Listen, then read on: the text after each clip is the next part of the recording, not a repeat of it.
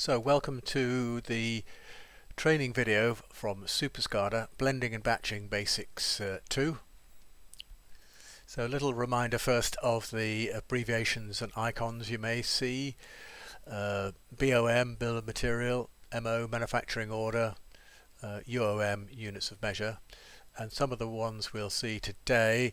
There's a little cloud with the up arrow in it to save something. The Kanban, which is like a block view of all the products, or a list view, this one with 4 horizontal lines. The little question mark over a field, you can hover over that to get some more information. So you can come back to this list at any time. So this is the graphics, and I have a separate window here which holds the Odoo system, and this looks after orders, products, and manufacturing items. So first of all, let's say we want to look at the products. Here are the products here, and it comes up by default to this block view. If I click on the right hand side, the 4 horizontal lines, it will give a list, and these are all the products that we have here. They're all demonstration products. If I want to look at one, I can copy one. So for example, if I go to this one here, broiler starter, I can, by going to the action, I can duplicate it, and here's it defaults to this copy here. So if I say finisher,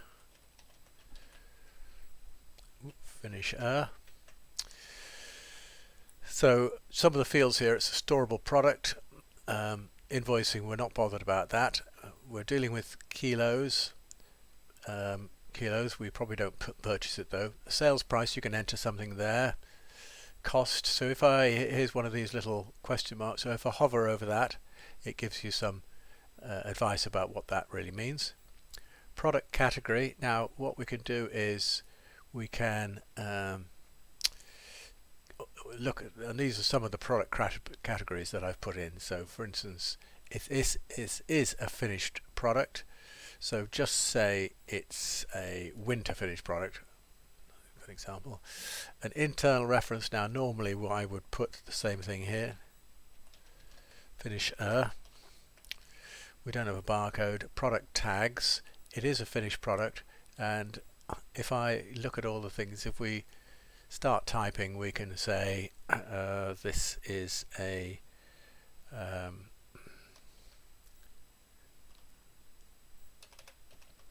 pellet, and if you can always create and edit pellet, and you can have, here's pellet, I'm going to change that to a capital P, and you can have different colors for this. So for instance, let's say these are orange, save and close, so it comes up with product tags here, useful later on. This is the finisher, and so to get the ingredients, we have a bill of materials. So if we want to create a new bill of materials, as in new formula, so this is for the product finisher, we can add a line here, just say we want it barley, and as we start typing, up comes a list of all of the ingredients. Let me just go back a bit. Now normally you should have this as 100, and I'd advise you to start with 100 as in a percentage. So just say for instance this is going to be 40%. I'm making this very simple now. So I click on the add a line again and just say wheat, and just say here we're going to have 50%. And let's have some liquid. When I start typing, molasses, and just say we're going to have 10% on here. Now I know this says kilos, but percent, and that will be fine for us. The bill of material type is we're going to manufacture this product, and if we're happy with that, we can go to this little icon up here, the cloud, save manually. Now if we went back to the products again, list them all, we would see that finisher is here. This is what we've said, finisher. Right, we've got there's nothing to do with any ordered quantities or anything like that. So that's our product there. So if I went to the menu here, these 9 little squares, and went to manufacturing, these are the orders which are due to be made. They're on hold at the moment. So I went to new, and here's our product. So if we just start typing finisher, and as you see, as soon as I go to FI, it says finisher. It's slightly confusing here. The quantity says it's that, but that's a default to one batch. So just say I want 5 tons. That's 5,000 kilos. It then calculates all the bits, and I then go up here and confirm. Okay, so if I go back to where I was before, manufacturing here, you'll see that this is my finisher, which I have put in the line, and it defaults to on hold.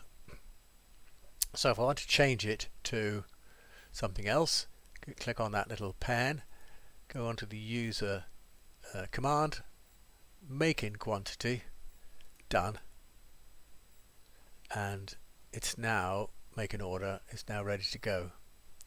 So I'll go back to the graphics, and that's on hold at the moment, and because that batch of finisher is the only one that we've got, I can click on this to remove the production hold, and what happens now is it goes to look to see what's going to be made, and here we are. Next batch is going to be finisher.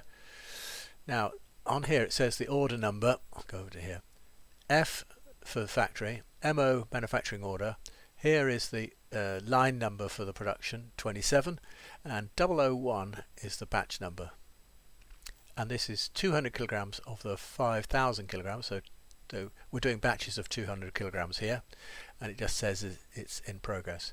So here's the first material here, running wheat in, you can see it running here. Now the next batch is going to be batch 002 of the finisher, so it's getting ready for the next batch. And we've weighed up the batch, starts the downstream, and it discharges the dry materials. At any time I can put on production hold, and it just literally won't start the next batch. So the main wear is still discharging here.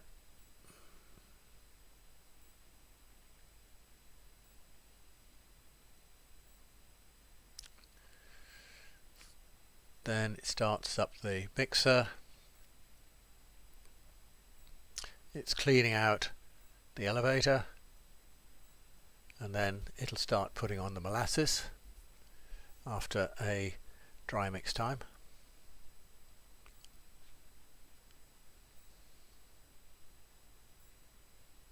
So here is the molasses going in, 20 kilos of molasses, you can see it feeding in there.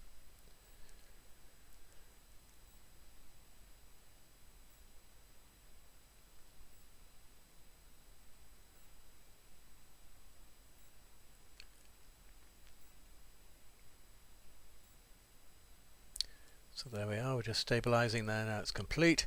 We're doing a little mix time, this is just for the demo, and then it's ready to discharge.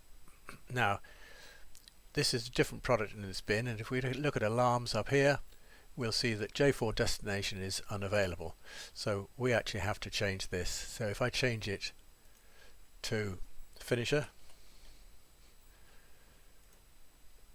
we could get rid of the quantity in the bin, save it. It will then come up with finisher in the bin.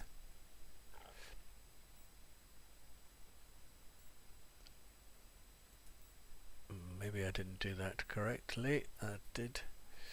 So it comes up with finisher in the bin, then discharges into the bin. So if I go back to Odoo then,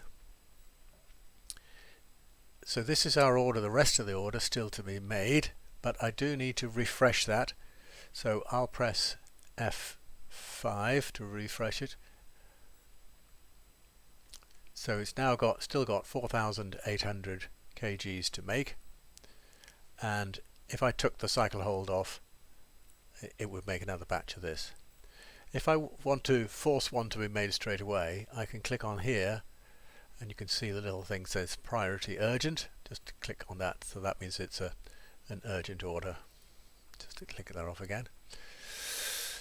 Now this is filtered out everything still to be done. So if I get rid of this is a little filter symbol here. If I get rid of the little filter symbol, it produces a list of lots and lots of batches, and I go and order this by scheduled batch, and this was the batch that we made just a second ago, so I can click on that, and here it tells us exactly what was consumed,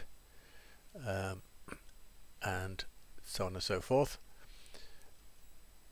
And also there are some other things about activities and so on, which I won't go into in a moment. But I hope that explains that part of the system, and I look forward to you looking at the next video, which contains more advanced facilities. Thank you for watching.